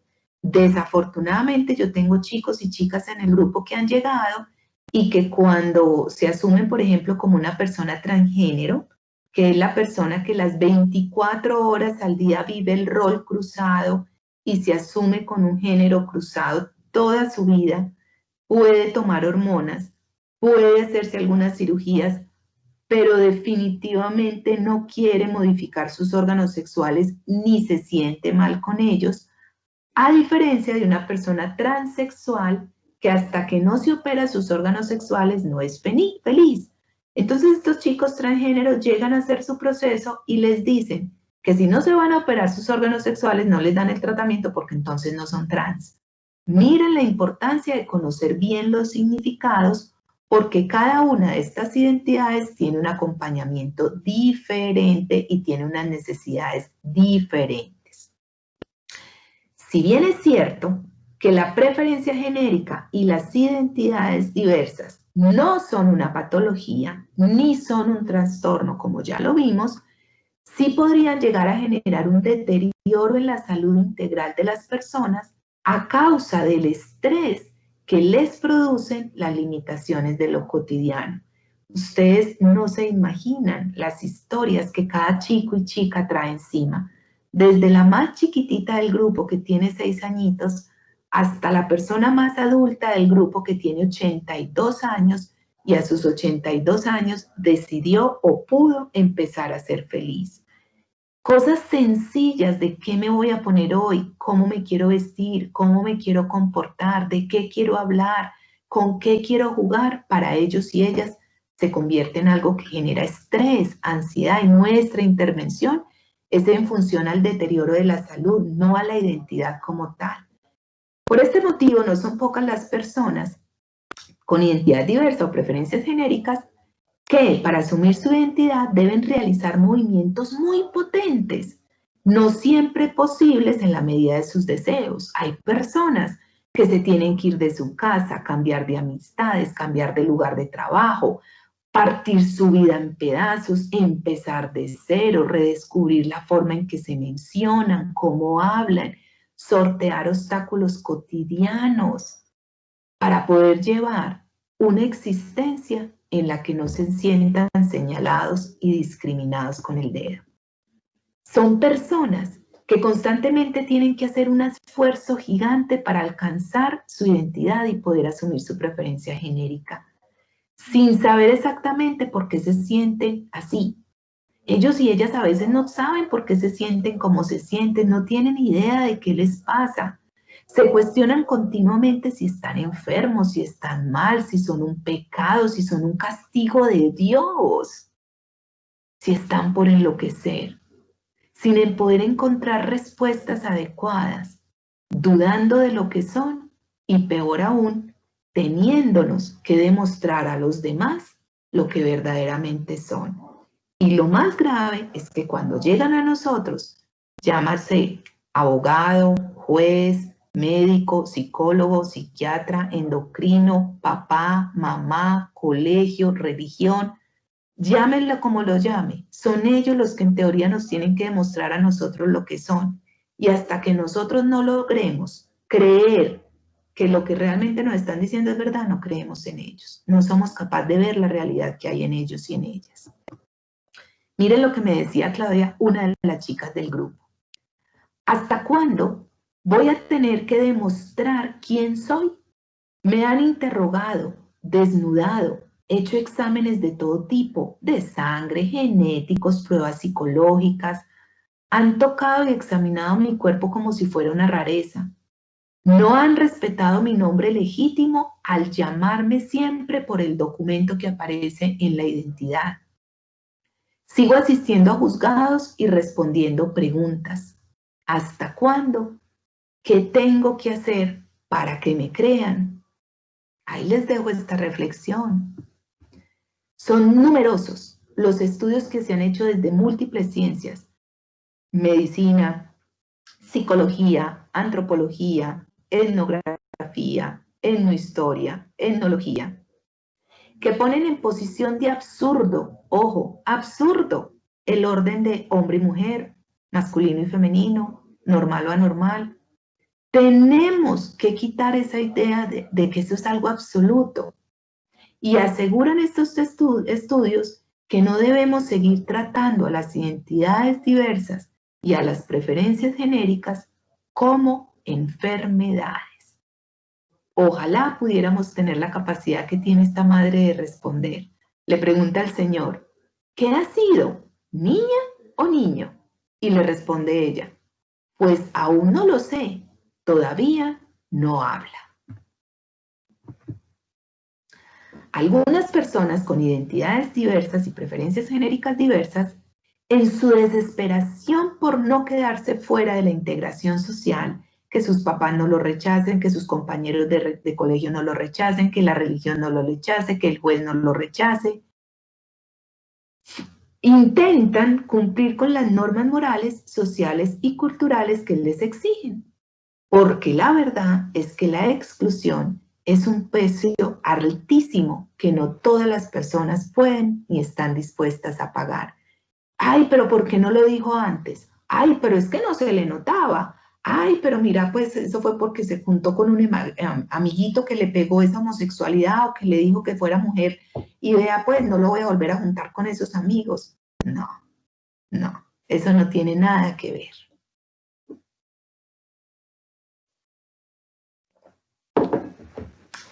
¿A quién recurrir cuando te sientes así? No siempre la familia tiene una respuesta aliviadora, me decía Matías, un chico del grupo. Lo primero es tener la suerte de acercarse a un profesional que te apoye y a una familia que te ame. Cuando ya uno logra eso, ya la libró. Pero qué difícil que eso pase. Luego me voy para el colegio. ¿Qué pasa en el colegio? Algunos colegios e instituciones educativas hacen que los chicos y chicas con identidades diversas y preferencias genéricas diversas sufran de rechazo, discriminación, burla, bullying, por parte de maestros, no solamente de los alumnos, que cuando ven esta circunstancia no hacen nada con esa transfobia y esa homofobia permitida en las instituciones. ¿Qué pasa con los sistemas de salud? Que cuando vamos donde el médico, entonces el médico o el profesional de la salud patologizan, enferman, señalan y discriminan a la población diversa. Vámonos para los medios de comunicación. ¿Qué pasa en los medios de comunicación? Algunos medios de comunicación perpetúan estereotipo y solo muestran la cara negativa de las diversidades sexuales. Se está haciendo mucho ahora. Todo este tipo de eventos y muchos medios de comunicación han ayudado a desatanizar el tema, pero no podemos seguir negando los estereotipos socioculturales que algunas veces en los medios de comunicación se dan. Pablo, un chico cisgénero, decía, yo respeto la opinión de las personas, pero que juzguen algo sin conocer, eso no lo entiendo. Una cosa es que la gente no conozca y otra cosa es cuando no quiere conocer. ¿Qué pasa con las autoridades? Algunas autoridades gubernamentales y no gubernamentales discriminan y en honor al analfabetismo y a la transfobia introyectada niegan los derechos de las personas trans. Es muy importante entender que tienen demasiados derechos, muchos, muchísimos, y se los han ganado a pulso. Las mujeres trans, que tristemente a veces colocan en la base de la pirámide, son las personas que más han luchado por sus derechos y han logrado que grupos homosexuales, bisexuales, de mujeres lesbianas, ganen muchas cosas por la lucha que ellas han hecho. Los chicos y chicas trans están parados en los hombros de unos gigantes que han luchado por sus derechos. Y no tiene sentido que cuando llegan a hacer uso de ese derecho, por el desconocimiento del profesional de la salud que le atiende, se los niegue. Es muy importante entender que Colombia es un país avanzadísimo, avanzadísimo en derechos para personas con preferencias genéricas diversas y con identidades diversas. Es súper triste que yo tenga que seguir remitiendo a los chicos y chicas de Transeres a donde nuestros aliados del consultorio jurídico de la Universidad EAFIT y a nuestros aliados del consultorio de la Fundación Raza para que los asesoren en sus derechos y les ayuden a poner los derechos de petición y tutelas a los que tienen que acudir debido a que les niegan esto. Entonces, todo esto hace que no sean pocos los casos de intento de suicidio y las automutilaciones que se registran por dicho rechazo, no por ser una persona trans, no por tener una identidad diversa, sino por el rechazo y la transfobia y la homofobia internalizada que hacen que sufran. ¿Y qué genera esto? Se sabe que el rechazo familiar, escolar y social multiplica por 8 el riesgo de suicidios en la adolescencia. ¿Qué es lo más paradójico de esto? Que la transfobia y la homofobia, que hoy en día son patologías, se instalan de una manera silente en quienes la padecen. Entonces resulta que la persona no reconoce que tiene esta enfermedad, la asume como algo normal, sano y bueno, y el resto de la sociedad lo permite. Pero son estas personas homofóbicas y transfóbicas quienes deberían recibir un tratamiento, pues es una situación aprendida que debe de ser corregida como en su momento lo fueron el racismo y el sexismo. Aspectos que a pesar de todo lo que se siguen presentando. Voy a adelantarme nuevamente otra cancioncita de sensibilización que les tenía preparada. Y vámonos a la intervención de niños y niñas con identidades diversas. Hoy en día los chicos y chicas están llegando mucho más jovencitas a terapia. Estas son algunas con la autorización de sus padres, de los niños y niñas de Transeres, Violeta, Sami, Lucianita, Marianita, que han llegado a nuestro grupo. Y es importante conocer que existe un protocolo de acompañamiento integral para los chicos, chicas, niños, niñas y adolescentes. Es aconsejable entender y seguir los estándares de las diferentes instituciones internacionales. Hoy en día utilizamos los estándares de acompañamiento de la WPATH, la World Professional Association for Transgender Health. En el 2012, desafortunadamente por temas de tiempo no les alcanzo a contar toda la historia, pero les podría decir pues que en el 74 ya no se consideraba una enfermedad que debería ser tratada, sino que se consideraron los protocolos para que ya no tuviéramos que hacer que la persona teniendo pene se sintiera pene, ni teniendo vagina se sintiera vagina, sino que en el 74 los protocolos eran cómo a esta persona que se siente mujer teniendo pene, le podemos ayudar para que su cuerpo sea concordante con la forma como se siente, pero surgieron unos protocolos súper rígidos, súper complejos, súper cargados de discriminación, que en el 2011 cambiaron. De los nuevos protocolos que estamos utilizando son los del 2012 que parten del principio, de que la no conformidad de género no es una patología, se trata de lo que los profesionales tenemos que hacer para acompañar a las personas trans, no es un tema solamente de hormonas y cirugía, y la terapia reparativa, que es la terapia que algunas personas ofrecen para tratar la transexualidad, no es ética.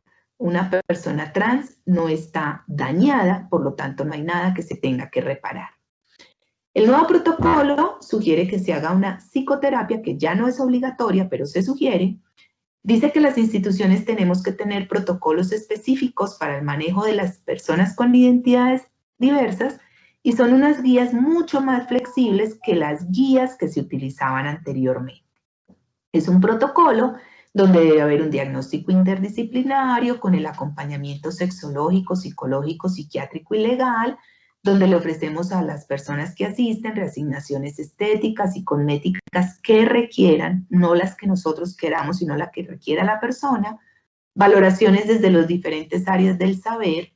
Súper importante generar redes de apoyo, una de ellas es mi grupo de apoyo, Transeres, que fue fundado en el 2013, vivir el rol que anteriormente el protocolo exigía de 2 años, ya no. Pensar si es su deseo en las reasignaciones de órganos sexuales, siempre y cuando tenga expectativas claras, las cirugías complementarias, el acompañamiento legal y el seguimiento y evolución a lo largo de la vida. En niños, niñas y adolescentes hacemos una evaluación a profundidad. Hay una historia clínica específica que le aplicamos. Ustedes saben que los niños y niñas se trabaja a través del dibujo. Este, por ejemplo, es el dibujo. Cuando yo les digo que se dibujen a sí mismas, les comparto que estas fueron dos personas que nacieron con órganos sexuales de hombre y que a sus 7 años empieza a asumirse como una niña trans, en este caso es Samantha, que ahorita en febrero del 2012 le dije, regálame un dibujo tuyo, mi Sami, miren ese dibujo tan hermoso que hizo, y esta es otra de las chicas del grupo, que nació como hombre biológico y que ya tiene una identidad de mujer. La sexoterapia empieza como un acompañamiento para las personas con identidades diversas, se hace el acompañamiento médico sexológico, se hace el acompañamiento desde la psicología, les tenemos que enviar tanto a hombres como a mujeres biológicas una serie de exámenes de laboratorio dependiendo las necesidades de cada persona, sea una mujer biológica, sea un hombre biológico. tenemos que hacer un diagnóstico psiquiátrico y todo el acompañamiento legal, que es muy complejo, pero al que tienen derecho, incluso si son menores de edad. El cambio de nombre, los documentos legales, el cambio de los diplomas, el tema de pensiones, el tema de salud, herencias, matrimonio, adopción, libretas militares, etc. Cuando es el momento apropiado, empezamos el tema de la hormonoterapia cruzada, que es el tratamiento hormonal para generar los cambios en el cuerpo. Lo más importante es entender que nuestra función no es decidir si se atiende o no a la persona. Nuestra función es acompañar en el proceso a la persona, que es un cambio radical en la forma de ver el tema, porque a veces nos es difícil bajarnos de ese pedestal en el que nos graduaron y creemos que ellos nos están haciendo un favor, cuando somos nosotros los que debemos estar en función de la necesidad de la persona que nos está consultando. Cuando es el momento, entonces pensamos en una serie de reasignaciones estéticas y cosméticas. Hay unas específicas para las chicas trans, hay otras específicas para los chicos trans, y hacemos el acompañamiento complementario con fonoaudiología, cosmetología, manejo de la imagen corporal, asesoría genética. Es importante decirles que guarden sus óvulos o sus espermatozoides en crioconservación por si los quieren utilizar más adelante y remitirlos para toda la asesoría legal y de derechos a los que tienen para que ninguna de estas circunstancias se conviertan en trabas innecesarias en su proceso de tránsito. Y finalmente, para aquellas personas que así lo requieran, se hacen las reasignaciones quirúrgicas de órganos sexuales. Pero creo que ya fui muy clara en decirles que no todas las personas trans se operan sus órganos sexuales. Les mando el link del videito de Mariana, que tampoco se va a poder ver, pero que yo sé que cuando conozcan su historia también se van a enamorar de ella. Vamos entonces acercándonos al final. ¿Cuáles serían los objetivos entonces actuales frente a este tema? Primero, asumir un cambio de paradigma y entender que la despatologización de las diversidades y las preferencias deben plantearse desde una perspectiva de libre elección de la expresión de las personas, como un derecho fundamental. No es lo que nosotros les digamos que tienen que hacer, es lo que las personas tienen derecho a hacer y sentir.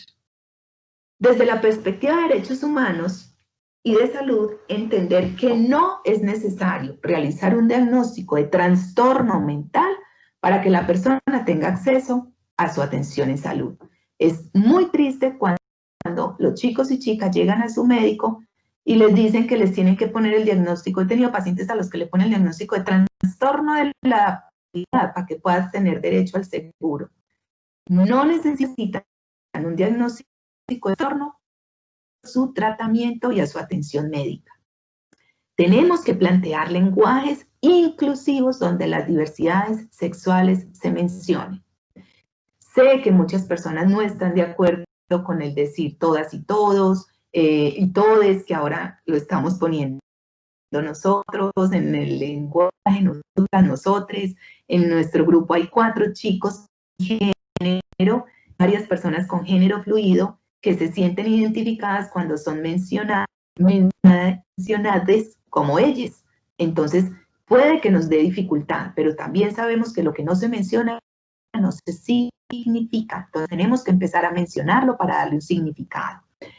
Tenemos que conocer, informar, aprender y creer que de verdad existen alternativas distintas a la cisgeneridad y a la heterosexualidad, y que todas esas otras preferencias genéricas e identidades existen para que los moldes estereotipados, heteronormativos y binarios que venimos cargando desde la historia de nuestra humanidad puedan ser ya rotos, desmontados, quitados de nuestro léxico. ¿Cuál es la función de la sociedad frente a este tema? No estigmatizar, señalar, violentar, negar ni agredir a las personas. No hagamos eso. Cuidemos la salud de las personas y velemos por el cumplimiento de los derechos en este tema. Esto me lo dijo una de las chicas del grupo, súper triste. Fui donde el médico para iniciar mi tránsito y me dijo: usted no es transexual, Eso no existe. Usted lo que es un marica, acéptelo. ¿Cómo un profesional de la salud da este tipo de respuestas? Debemos sentarnos al lado de las personas con preferencias genéricas e identidades diversas, no encima de ellas como nos lo han enseñado. Nuestra sociedad es de un estilo jerárquico que no considera el sufrimiento y las necesidades de las demás personas. Y mire lo que les pasa a los que están en la base de la pirámide. Tenemos que cambiar este estilo jerárquico por un estilo colaborativo donde todos y todas y todes sumemos. El aprendizaje más rico, intenso y fructífero lo lograremos cuando escuchemos a las personas, sus vidas, sus sentimientos, sus experiencias y su propio conocimiento. Por eso me da mucha lástima no haberles podido poner los videitos, porque aunque yo les dé esto con todo el amor y el gusto, son las personas que viven estas circunstancias las que verdaderamente nos van a hacer entender qué es lo que pasa. Debemos poder sintonizar empáticamente, con presencia plena, creyendo en lo que estas personas nos dicen. Esto será decisivo para poder ver su realidad. No es ver para creer, es creer para poder ver. Educar en la diversidad. Yo soy una convencida de esta frase de Foucault de que el conocimiento es poder, fundamental.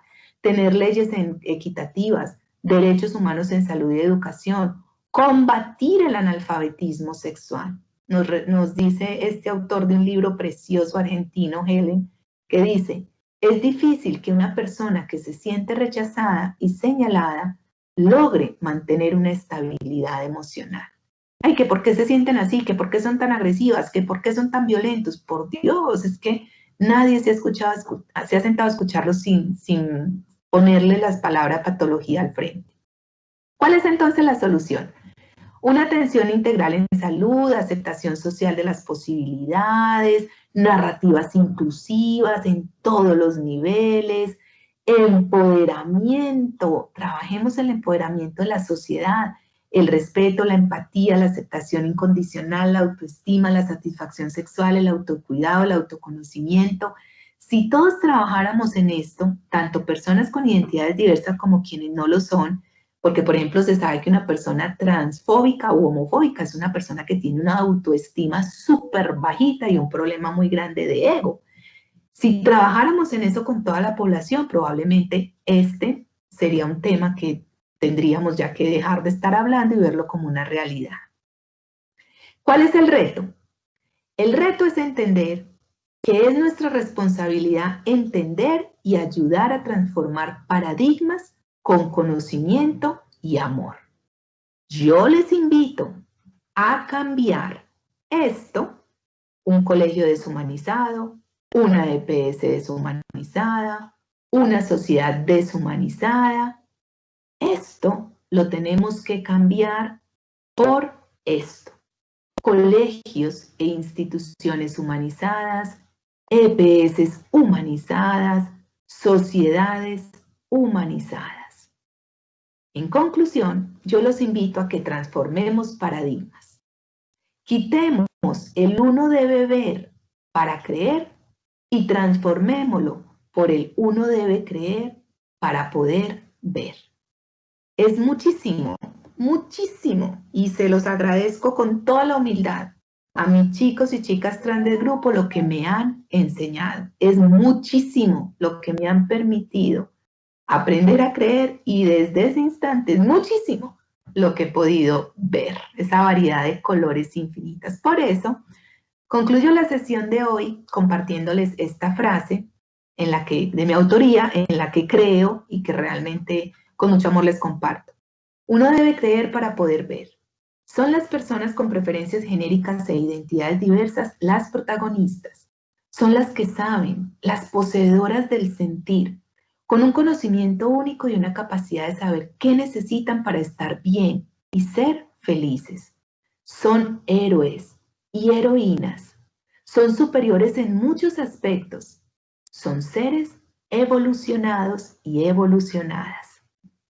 Todas las personas con preferencias genéricas e identidades diversas tienen mucho que enseñarnos. Escucharlas y aprender de ellas es la mejor manera para poder trascender en el conocimiento. Esto es lo que la tarde de hoy quería compartirles. Muchísimas gracias por su atención. Quedo comprometida a mandarles las cositas que de pronto no pudimos ver en el video. Y sé que a lo largo de la sesión han hecho algunas preguntas que con todo el amor y el gusto estaré aquí para responder en la medida de mis posibilidades. Muchas gracias, doctora Carolina. Qué hermosa reflexión con la que usted termina su exposición. Créame que esta sensibilización que usted nos ha realizado el día de hoy es un aprendizaje, es un inicio a ese aprendizaje y a esa aceptación de la diversidad, no como algo anormal, como usted lo dice, sino también como parte de esta vida, parte de la cotidianeidad, de una manera sana. Gracias, gracias, gracias. Excelente. Bueno, le cuento que tengo varias preguntitas en el chat. Entonces me dice Dioselina al inicio de la sesión que hasta qué punto esa falta de aceptación a las personas con diversidad sexual no tiene que ver con su comportamiento libertino frente a su misma sexualidad e intimidad. Ay, bueno, me van a escuchar decir siempre que qué pregunta tan hermosa y tan bonita, porque me encantan esas preguntas. Mira, pienso y estoy segura que es muy probable que muchas personas conozcan a chicos y chicas trans en circunstancias como la que nos está mencionando Dioselina. Una persona sin límites o una persona libertina, como lo menciona, es muy probable. Es muy probable también que si hacemos el análisis encontremos que hay chicos heterosexuales con mucho libertinaje, chicas cisgénero muy libertinas, pero sí hay un imaginario colectivo de que los chicos y chicas trans, en particular las chicas trans, cumplen ese modelo estereotipado que Dioselina nos mencionó en la pregunta. Esa es una de las razones del por qué con un sano orgullo, muy humildemente les digo, me siento tan orgullosa de Transeres. Transeres es un grupo que rompe todos los esquemas, en todos los sentidos. El primero porque se supone que son más las mujeres trans que los hombres trans, menos en Transeres, que el 60% de la población del grupo son hombres trans. Para quienes no lo entiendan, son personas que nacieron con sus órganos sexuales de mujer y hacen su tránsito a hombre. Y el segundo, porque el 99% de la población de Transeres son profesionales en algún área de la salud, en algún área en alguna área pues universitaria, y si no, están en universitarios o están en su colegio, lo cual hace que cuando papá y mamá visitan el grupo, se les rompe un poco el esquema de creer que por ser una persona trans, se va a tener como sentenciado al fracaso, y no es así. En nuestro grupo tenemos ingenieros, arquitectas, publicistas, hay 4 médicos, hay abogados, hay de todas las profesiones. Debe estar viendo TV. No, ya hay que ir hasta la pieza y decirle. Creo que hay que apagarle el micrófono a la persona que está hablando. Ay. Bueno, entonces continúo diciendo que es bueno romper ese esquema. Por ejemplo, en nuestro grupo hay varias personas que están casadas, que tienen su familia. Orgullosamente digo que ya soy abuelita trans porque varias parejitas del grupo ya han tenido su familia, sus hijos. Entonces yo creo que parte del trabajo grande que hay que hacer es romper el estereotipo de creer que porque un hijo o una hija es una persona con una identidad diversa, está condenada a no ser profesional o a que va a ser libertina o promiscua o que necesariamente le va a dar una infección de transmisión sexual, porque paradójicamente muchos y muchas de ellas ya han, mi G es preciosa, ya han logrado pues resignificar ese concepto y están rompiendo ese molde. De hecho, es muy duro para muchos y muchas de las chicas que no cumplen ese estereotipo sociocultural que les sigan haciendo ese señalamiento. Bueno, vuelve a decir Dioselina, que en el género fluido, además de los gustos por vestir tanto como hombre o mujer, también tienen gustos por ambos sexos. Ok, entonces recordemos los dos conceptos, porque es que la gente se confunde un poco. Qué bueno que hacen esa pregunta para aclararlo. Una cosa es la preferencia genérica y otra cosa es la identidad. La preferencia genérica es a mí quién me atrae. La identidad es cómo me siento. Entonces, yo, Carolina Londoño, les voy a compartir que soy una mujer biológica, que me siento mujer y me comporto como mujer y me asumo como una mujer cisgénero. Y a mí me atraen los hombres. Si yo empezase a sentir, es probable que ya no lo sienta porque generalmente se asume a los 4 añitos, pero yo empezase a sentir que me empiezo a sentir hombre, que quiero ser un hombre, que me siento mejor comportándome como hombre y hago un tránsito a mi ser hombre, mi preferencia genérica hacia los hombres no va a cambiar. Es decir, si me gustaban los hombres, me van a seguir gustando los hombres. Mucha gente, también desde los estereotipos socioculturales, creen que todas las personas trans son homosexuales o que una persona se hace trans porque no quiere asumirse como homosexual. Me explico. Ah, es que mi hijo, él me dijo que le gustan los hombres, o sea que es un hombre homosexual. Pero después me dijo que era una mujer trans. Ella seguramente está haciendo eso porque no quiere ser un hombre homosexual. No, eso no sucede. No todas las personas trans son homosexuales. Y no por hacer un tránsito, la preferencia genérica de una persona va a cambiar. Entonces, separemos esos dos conceptos. Independientemente de cómo yo me sienta, a mí me va a gustar una persona. Es decir, yo puedo ser un hombre trans al que me gusten las mujeres. Un hombre trans al que me gusten los hombres.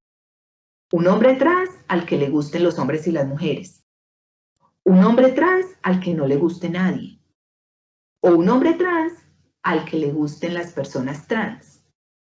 Incluso un hombre trans demisexual. Solamente me relaciono eróticamente con alguien a quien románticamente me atraiga. Entonces miren que son dos cosas diferentes. No sé si les queda claro.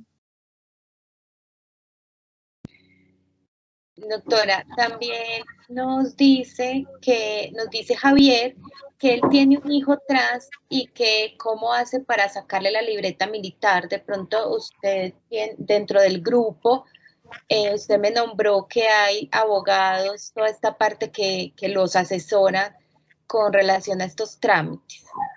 Nati, si me lo permites, no, esto no tiene costo, ¿puedo mencionarlo entonces? Claro que sí, Doc. Bueno, digamos que uno de los grandes aportes de Transeres, bueno, Transeres es un grupo gratuito. Nosotros nos reunimos el último miércoles de cada mes, ahora lo estamos haciendo en la modalidad virtual, y nos reunimos a hablar de diferentes temas. Hemos hecho reuniones súper bonitas, la de esta semana fue hermosa porque era ¿qué hacer con mi historia? Una vez hago el tránsito, ¿qué hago con esa persona que antes fui? La voy a borrar de mi vida, la voy a coger, la voy a abrazar, voy a hacer de cuenta que no existió. Fue un tema muy bonito. Cada mes hacemos un tema diferente. Esas reuniones son de 6:30 a más o menos 8 de la noche, el último miércoles de cada mes. Esas reuniones son gratuitas. Y como grupo he venido haciendo una serie de alianzas estratégicas con grupos muy hermosos, todos de acompañamiento gratuito también, en estos temas. Uno de nuestros grandes aliados es el consultorio jurídico de la Universidad de AFIT. Hicimos un trabajo en conjunto muy bonito en el que yo le dicté la asesoría de capacitación a todos los abogados que estaban en ese momento en el consultorio jurídico para sensibilizarlos sobre el tema, y ellos a su vez fueron a Transeres y recogieron todas las preguntas que desde el punto de vista legal tenían.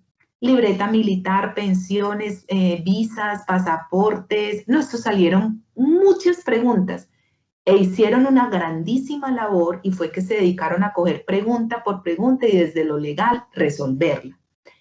Y la alianza que tenemos con el grupo del consultorio jurídico de la Universidad de AFID es que de manera gratuita les hacen asesoría en cada uno de esos temas. Entonces, él puede asistir al consultorio jurídico de la Universidad de AFID, decir que va de parte de Transeres, y bueno, asistir a Transeres, por supuesto, y allá le van a dar la asesoría de qué puede hacer al respecto.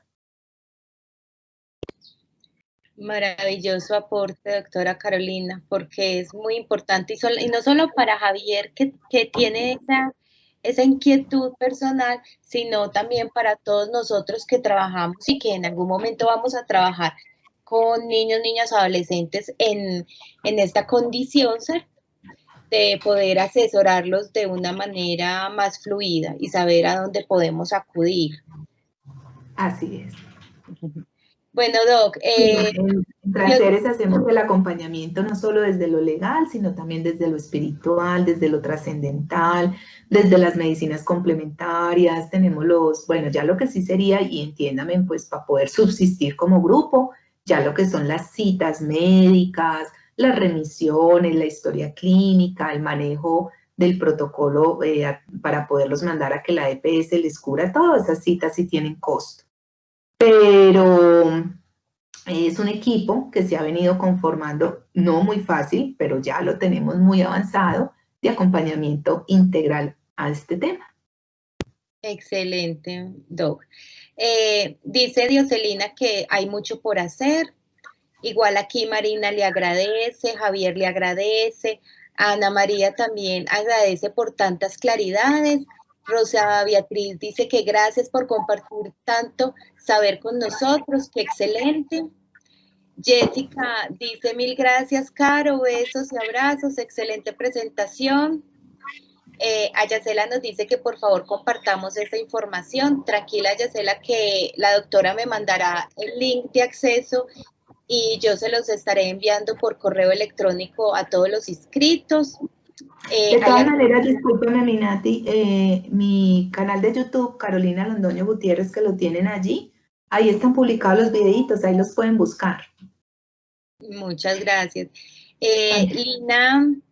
Lina Arcila dice que con respecto a lo que dice la doctora, responderle a Dioselina, pues que también es bueno precisar que hay heterosexuales libertinos, promiscuos y demás. Entonces el señalamiento que realmente es un efecto de la preferencia genética, que no es, no es un efecto de la preferencia genética.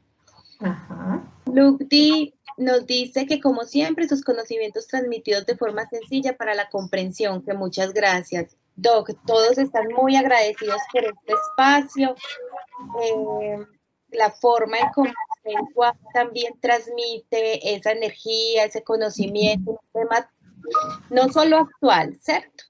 Porque lastimosamente lo llamamos actuales porque usted misma lo dijo, estamos en una burbuja de lo que es normal y lo que se sale del contexto normal, sino porque realmente es importante que desde las instituciones del Estado, llámese defensorías, comisarías, juzgados, desde los entes de control, tengamos también muy frescos los conocimientos que nos permitan establecer que los niños, niñas, adolescentes tienen sus derechos que pueden llegar a ser violentados por nosotros mismos.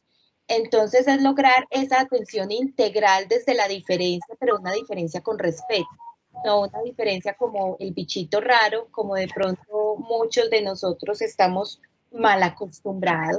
Bueno, hay que decirlo de una manera sencilla y no tampoco culpabilizada, de que la educación recibida pues también marca mucho cómo tú ves el mundo y cómo resuelves los problemas que te encuentras en el mundo. Ahora es a abrir la mente y hacer efectiva esa palabra que también nos están diciendo todos los días, empatía, pero hacerla efectiva con respeto. No desde la parte como, ay, empatía, sí, bueno, listo, pero no, es como hacerla efectiva desde el respeto, desde nuestro conocimiento. Así es. Bueno, mi doctora, a los asistentes yo les agradezco infinitamente la acogida a este conversatorio, su inscripción y que hayan disfrutado no solo de la conferencia de la doctora Carolina, sino de la conferencia del doctor Jorge Duque. Hoy ha sido un día para honrar la multidisciplinariedad en todos sus aspectos, en temas tan sensibles como los que estamos tocando, y que con seguridad en el trasegar de nuestros dilemas laborales y también personales puede redundar en un mejor abordaje de las familias y de los niños al momento pues, de encontrarnos circunstancias como las establecidas para el día de hoy. Doctora Carolina, PAN tiene las puertas abiertas, le agradece inmensamente que usted nos haya acompañado y sabe que puede contar con nosotros para lo que a bien necesite. Muchas gracias, Nati. Solo dos detallitos para que no se nos quede sin responderle, que nos estaban preguntando por el consultorio. Se llama Consultorio Jurídico de la Universidad de AFIT. No sé si tú tienes los datos, si no, con todo el gusto yo te los doy y les puedes compartir la información para que no den mucha vuelta y lleguen directamente a donde tienen que llegar. Y si me lo autorizas, también veía por acá que estaban preguntando el dato de contacto. Bueno, ahí tienen las redes, ¿cierto? El Facebook es @carolinaterapeuta, o también el Facebook puede ser CEPI-Colombia, el Instagram CEPI-Colombia, y el celular, que no sé si ustedes lo están viendo ahí, eso está tapadito con la cámara, pero es 16. ¿Se está viendo? Se ve bien. Bueno, yo le tengo 13-2403. 2403. Allí Adriana, mi secretaria, les da toda la información que necesiten, sea porque quieran asistir al grupo de transeres o porque quieran algún acompañamiento terapéutico o conozcan a alguien que lo necesite.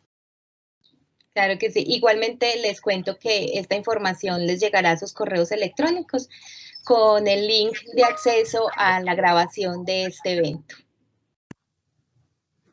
Muchísimas gracias. Si hay otra pregunta, por favor háganmelo saber, levanten la manito si tienen alguna pregunta, o si no, daríamos entonces por terminada este evento, agradeciéndoles la asistencia, la participación activa y esperando que continúen así de motivados para iniciar el año con un buen conversatorio en temas de interés. Ustedes saben que la apuesta de la asociación es crear conciencia, cualificar desde la multidisciplinariedad y sobre todo que estos conocimientos sean accesibles a todos nosotros. Doctora, muchas gracias, un abrazo muy grande y a todos muchas gracias por participar y asistir. Con todo el amor, Nati.